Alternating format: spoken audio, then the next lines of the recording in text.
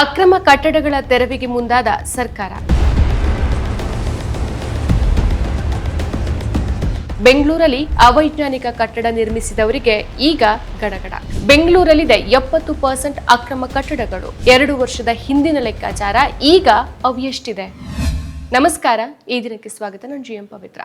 ಬೆಂಗಳೂರು ನಗರ ಪ್ರದೇಶ ಬೆಳೆದಂತೆಲ್ಲ ಅಕ್ರಮ ಕಟ್ಟಡಗಳ ನಿರ್ಮಾಣವನ್ನು ತಡೆಯೋದು ಸ್ಥಳೀಯ ಸರ್ಕಾರ ಮತ್ತು ಆಡಳಿತಕ್ಕೆ ಸವಾಲಿನ ಕೆಲಸ. ಅಕ್ರಮ ಕಟ್ಟಡವನ್ನು ತಡೆಯೋಕೆ ಆಗಾಗ ನ್ಯಾಯಾಲಯಗಳು ಸರ್ಕಾರಕ್ಕೆ ನಿರ್ದೇಶನವನ್ನು ಕೊಡ್ತಾ ಇರುತ್ತೆ. ಧರ್ಮರಾಯಸ್ವಾಮಿ ದೇವಾಲಯದ ಬಳಿಯ ನಗರದ ಪೇಟೆಯಲ್ಲಿ ಬೆಂಕಿ ಅವಘಡದಿಂದ ಹಾನಿಗೊಳಗಾದ ಸ್ಥಳಕ್ಕೆ DCM DK ಶಿವಕುಮಾರ್ ಭಾನುವಾರ ಭೇಟಿ ನೀಡಿ ಪರಿಸ್ಥಿತಿಯನ್ನು ಅವಲೋಕಿಸಿದ್ರು. ನಂತರ ಘಟನಾ ಸ್ಥಳ ಹಾಗೂ ಸದಾಶಿವನಗರದ ನಿವಾಸದ ಬಳಿ ಮಾಧ್ಯಮಗಳಿಗೆ ಪ್ರತಿಕ್ರಿಯೆಯನ್ನು ಕೊಟ್ಟಿದ್ರು.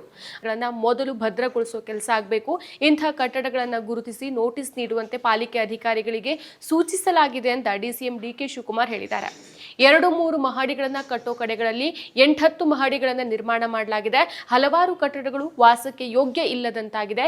ಇಂಥ ಕಟ್ಟಡಗಳನ್ನು ಒಡೆದು ಹಾಕೋದು ನಂತರದ ವಿಚಾರ. ಇದರ ಬಗ್ಗೆ ಮೊದಲು ಸಮೀಕ್ಷೆ ನಡೆಸಲಾಗುತ್ತೆ. ಇದು ಒಂದೇ ದಿನಕ್ಕೆ ಮುಗಿಯೋ ಕೆಲಸ ಅಲ್ಲ, ವರ್ಷಗಟ್ಟಲೆ ಹಿಡಿಬಹುದು. ದೆಹಲಿ, ಮುಂಬೈನಲ್ಲೂ ಇದೇ ಪರಿಸ್ಥಿತಿ ಎದುರಾಗಿದೆ. ಒಳಗ್ ಬಂದು ನೋಡಿದಾಗ ನನಗೆ ಗಾಬರಿ ಆಗೋಯ್ತು. ಇಂಥ ಇಕ್ಕಟ್ಟಿನ ಜಾಗದಲ್ಲಿ ಬೆಂಕಿ ಅವಘಡ ನಡೆದ್ರೆ ಜನ ಓಡ್ ಹೋಗ್ತಾರೆ, ಆಗ ಕಾಲ್ತುಳಿತ ಉಂಟಾಗಿಯೇ ಜನ ಸಾಯ್ತಾರೆ ಅಂತ ಹೇಳಿದ್ರು. ನಿರ್ಲಕ್ಷ್ಯ ವಹಿಸಿರುವಂತಹ ಕಟ್ಟಡ ಮಾಲೀಕರ ವಿರುದ್ಧ ಕ್ರಿಮಿನಲ್ ಮೊಕದ್ದಮೆ ದಾಖಲಿಸಲಾಗಿದೆ. ಅವಘಡ ನಡೆದಂತಹ ಕಟ್ಟಡದ ಮಾಲೀಕರನ್ನು ಸಹ ಬಂಧಿಸಲಾಗಿದೆ. ಸೂಕ್ತ ಕಾನೂನು ಕ್ರಮ ಜರುಗಿಸೋಕೆ ಪೊಲೀಸರಿಗೆ ಮುಕ್ತ ಅವಕಾಶವನ್ನ ಕೊಡಲಾಗಿದೆ. ಅವಘಡದಲ್ಲಿ ಮೃತಪಟ್ಟ ಪ್ರತಿ ವ್ಯಕ್ತಿಗಳ ಕುಟುಂಬಸ್ಥರಿಗೆ 5 ಲಕ್ಷ ರೂಪಾಯಿ ಪರಿಹಾರ ನೀಡೋಕೆ ಸರ್ಕಾರ ತೀರ್ಮಾನಿಸಿದೆ ಅಂತ ತಿಳಿಸಿದ್ರು. ರಾಜಧಾನಿ ಬೆಂಗಳೂರಿನಲ್ಲಿ ಹೀಗೆ ಅಕ್ರಮವಾಗಿ ನಿರ್ಮಾಣ ಆಗಿರುವಂತಹ ಅಥವಾ ಆಗ್ತಾ ಇರುವಂತಹ ಕಟ್ಟಡಗಳ ಸಂಖ್ಯೆ ಎಷ್ಟು ಗೊತ್ತಾ? ಇದನ್ನೆಲ್ಲ ನಿರ್ವಹಿಸುವ ಜವಾಬ್ದಾರಿ ಹೊತ್ತಿರುವಂತಹ BBMP ಪ್ರಕಾರ 2,46,000 ಅಕ್ರಮ ಕಟ್ಟಡಗಳು ಇದೆ. ಇದು 2 ವರ್ಷದ ಹಿಂದಿನ ಲೆಕ್ಕಾಚಾರ. ಈಗ ಅವು ಎಷ್ಟಿದೆ? BBMPಯೇ ಹೇಳಬೇಕು. ಗುರುತಿಸಿದ ಅಕ್ರಮ ಕಟ್ಟಡಗಳ ಪೈಕಿ 43,904 ಕಟ್ಟಡಗಳ ಸ್ಥಿತಿ ಗಂಭೀರ ಆಗಿದೆ. ನೋಟಿಸ್ ಅನ್ನು ಸ್ವೀಕರಿಸಿದೆ. ಮಳೆ ಬಂದ್ರೆ ಇಂಥ ಕಟ್ಟಡಗಳ ಸ್ಥಿತಿ ಏನಾಗಬಹುದು? ಈ ಒಂದು ಸಣ್ಣನೆಯ ಆತಂಕ ಕೆಲವರನ್ನಾದ್ರೂ ಕಾಡತ್ತೆ. ಮತ್ತೆ ಮತ್ತೆ ಸವಿಯಬೇಕೆನಿಸುವ ಮೃದುವಾದ ನಂದಿನಿ ಪನ್ನೀರ್. 2024ರಲ್ಲಿ ಅಕ್ರಮ ಕಟ್ಟಡಗಳಿಗೆ ಸಂಬಂಧಿಸಿದಂತೆ ದಾಖಲಾಗಿದ್ದ ಸ್ವಯಂ ಪ್ರೇರಿತ ರಿಟ್ ಅರ್ಜಿ ವಿಚಾರಣೆ ನಡೆಸಿದ್ದ ಹೈಕೋರ್ಟ್ ಅನಧಿಕೃತ ಕಟ್ಟಡಗಳನ್ನು ತೆರವುಗೊಳಿಸೋಕೆ ಆದೇಶ ಕೊಟ್ಟಿತ್ತು. ಅದರಂತೆ BBMP ನಕ್ಷೆ ಮಂಜೂರಾತಿಗೆ ವ್ಯತಿರಿಕ್ತವಾಗಿ ನಿರ್ಮಿಸಿರುವಂತಹ ಕಟ್ಟಡಗಳು ಹಾಗೂ ನಕ್ಷೆ ಮಂಜೂರಾತಿ ಇಲ್ಲದೇನೆ ನಿರ್ಮಿಸಿರುವಂತಹ ಕಟ್ಟಡಗಳ ಸಮೀಕ್ಷೆಯನ್ನು ಕೈಗೊಂಡಿತ್ತು. 2022ರ ಸೆಪ್ಟೆಂಬರ್ ವೇಳೆಗೆ 2,46,948 ಅಕ್ರಮ ಕಟ್ಟಡಗಳನ್ನು ಗುರುತಿಸಿತ್ತು. ಅನಂತರ ಸರ್ವೆ ಕಾರ್ಯ ಸದ್ದಡಗಿದೆ. ಇದರಿಂದಾಗಿ ನಿಯಮಾವಳಿಗಳನ್ನು ಉಲ್ಲಂಘಿಸಿ ನಿರ್ಮಿಸ್ತಾ ಇರುವಂತಹ ಕಟ್ಟಡಗಳಿಗೆ ಅಂಕುಶ ಬೀಳದಂತಾಗಿದೆ. ನಕ್ಷೆ ಮಂಜೂರಾತಿ ಪಡೆಯದೆ ಅನಧಿಕೃತವಾಗಿ ಕಟ್ಟಡ ನಿರ್ಮಿಸಿರುವ ಹಾಗೂ ನಕ್ಷೆ ಇಲ್ಲದೆ ಕಟ್ಟಿರುವ ಕಟ್ಟಡಗಳ ಮಾಲೀಕರಿಗೆ ನೋಟಿಸ್ ನೀಡೋ ಅಧಿಕಾರವನ್ನ ವಲಯ ವ್ಯಾಪ್ತಿಯ ಕಾರ್ಯನಿರ್ವಾಹಕ ಇಂಜಿನಿಯರ್ಗಳು, ಸಹಾಯಕ ಕಾರ್ಯನಿರ್ವಾಹಕ ಇಂಜಿನಿಯರ್ಗಳಿಗೆ ನೀಡಲಾಗಿತ್ತು.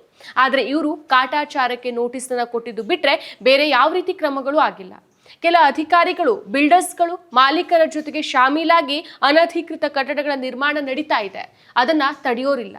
ಪರಿಣಾಮ ನಕ್ಷೆ ಮಂಜೂರಾತಿ ನಿಯಮಗಳನ್ನ ಗಾಳಿಗೆ ತೂರಿ ಕಟ್ಟಡಗಳನ್ನು ನಿರ್ಮಿಸೋದು ಅವ್ಯಾಹತವಾಗಿ ನಡೀತಾ ಇದೆ. ನಕ್ಷೆ ಮಂಜೂರಾತಿ ಪಡೆದ್ರೂ ಅದರ ಪ್ರಕಾರ ಕಟ್ಟಡ ನಿರ್ಮಿಸ್ತಾ ಇಲ್ಲ. ಸೆಟ್ ಬ್ಯಾಕ್ ನಿಯಮಗಳನ್ನು ಉಲ್ಲಂಘಿಸೋ ಚಾಳಿ ಮುಂದುವರೆದಿದೆ. ಇದರಿಂದಾಗಿ ನಗರದ ಪೇಟೆಯಂತ ಘಟನೆಗಳು ನಡೀತಾ ಇದೆ. ನನ್ನ ಫೇವರೇಟ್ ನಂದಿನಿ ಚೀಸ್. ಈಗ ಎಲ್ಲರ ಫೇವರೇಟ್ ನಂದಿನಿ ಚೀಸ್. ಇನ್ನು ಪ್ರತಿ ಕಟ್ಟಡಕ್ಕೂ ನಿರ್ದಿಷ್ಟ ಪ್ರಮಾಣದ ಸೆಟ್ ಬ್ಯಾಕ್ ನೀಡಬೇಕು ಅನ್ನೋ ನಿಯಮ ಜಾರಿಗೆ ತಂದಿರೋದೇ ಕಟ್ಟಡದ ಸುತ್ತಮುತ್ತ ಗಾಳಿ, ಬೆಳಕು ಹಾಗೂ ಮಳೆ ನೀರು ಹರಿವಿನ ವ್ಯವಸ್ಥೆ ಸಮರ್ಪಕ ಆಗಿರಬೇಕು ಅನ್ನೋ ಉದ್ದೇಶದಿಂದ.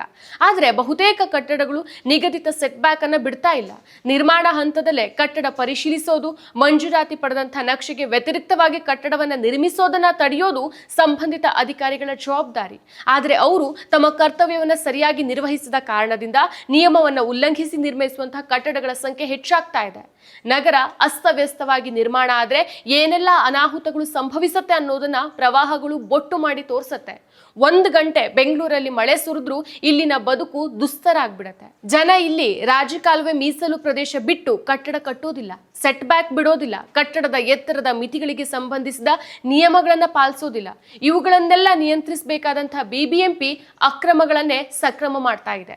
ಇನ್ನು ಈಗ ಡಿಸಿಎಂ ಡಿಕೆ ಶಿವಕುಮಾರ್ ಅಕ್ರಮವಾಗಿ ನಿರ್ಮಿಸಿದಂತ ಕಟ್ಟಡಗಳನ್ನ ಒಡೆದು ಹಾಕಲಾಗುವುದು ಅನ್ನೋ ಭರವಸೆಯನ್ನ ಕೊಟ್ಟಿದ್ದಾರೆ. ಇದು ಬರೀ ಮಾತುಗಳಲ್ಲಿ ಮಾತ್ರ ಉಳಿಯತ್ತಾ ಅಥವಾ ಕಾರ್ಯರೂಪಕ್ಕೆ ಬರತ್ತಾ ಅನ್ನೋದನ್ನ ಕಾದು ನೋಡ್ಬೇಕಾಗಿದೆ. ಮತ್ತಷ್ಟು ವಿಶೇಷ ವಿಡಿಯೋಗಳನ್ನು ನೋಡಲು ಮತ್ತು ಹೊಸ ವಿಡಿಯೋಗಳ ಬಗ್ಗೆ ತಿಳಿಯಲು ಈ ದಿನ .com ಯೂಟ್ಯೂಬ್ ಚಾನೆಲ್ ಸಬ್ಸ್ಕ್ರೈಬ್ ಮಾಡಿ ಮತ್ತು ಬೆಲ್ ಐಕಾನ್ ಕ್ಲಿಕ್ ಮಾಡಿ.